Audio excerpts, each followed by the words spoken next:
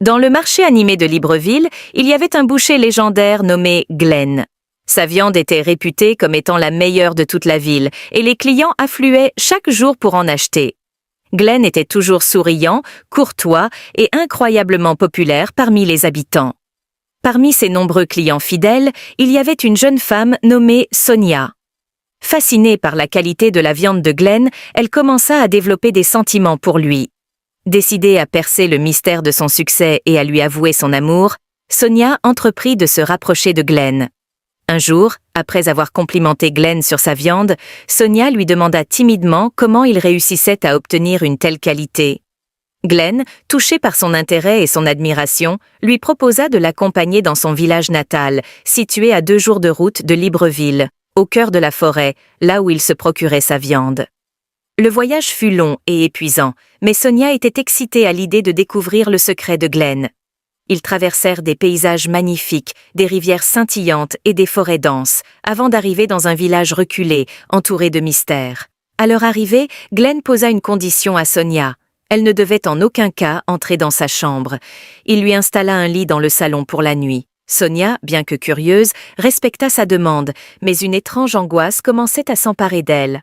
La première nuit dans le village, Sonia était incapable de trouver le sommeil.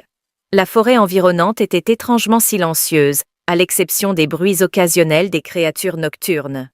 Une curiosité malsaine la poussait à découvrir ce que Glenn cachait. À travers les trous de la porte de la chambre, elle observa Glenn se transformant lentement en un esprit maléfique. La vue de cette transformation était si terrifiante qu'elle en perdit connaissance. Quand Sonia se réveilla, elle se trouva attachée à une chaise. Glenn, avec un sourire glaçant, lui expliqua qu'elle avait violé sa condition et qu'il n'avait d'autre choix que de la tuer et de vendre sa chair. La panique la saisit, ses yeux cherchant désespérément une issue. La pièce était sombre, éclairée seulement par la lueur vacillante d'une bougie. Glenn préparait méticuleusement ses instruments de boucherie, sa silhouette projetant des ombres inquiétantes sur les murs. D'un effort désespéré, Sonia réussit à se libérer et s'enfuit dans la nuit noire. Elle courut de toutes ses forces à travers la forêt, les branches et les épines déchirant sa peau. Ses pieds ensanglantés la portaient toujours plus loin, chaque battement de son cœur résonnant comme un tambour dans sa poitrine. Elle atteignit enfin un village, son corps épuisé s'effondrant devant les habitants. Là, elle raconta son histoire aux villageois, mais personne ne la crut. Ses paroles semblaient trop incroyables pour être vraies. Pourtant, elle réussit à convaincre quelques chasseurs de l'accompagner pour vérifier ses dires.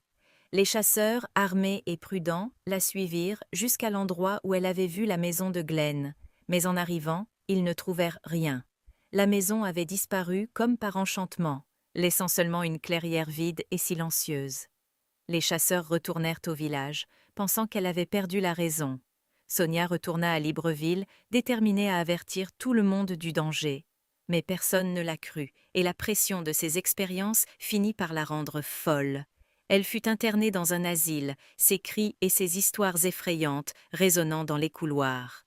Son esprit tourmenté revivait sans cesse les horreurs qu'elle avait vues, ses nuits hantées par l'image de Glenn. Quant à Glenn, il continua à vendre sa viande dans un autre marché de Libreville, son commerce prospérant toujours.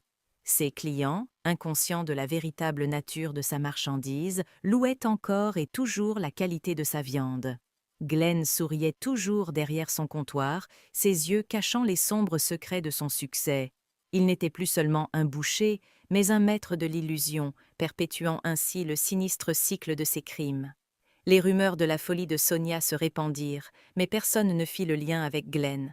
Son histoire devint une légende urbaine, racontée pour effrayer les enfants, mais oubliée par les adultes. Ainsi, le boucher de Libreville continua à prospérer, son commerce macabre se dissimulant derrière le masque de la normalité.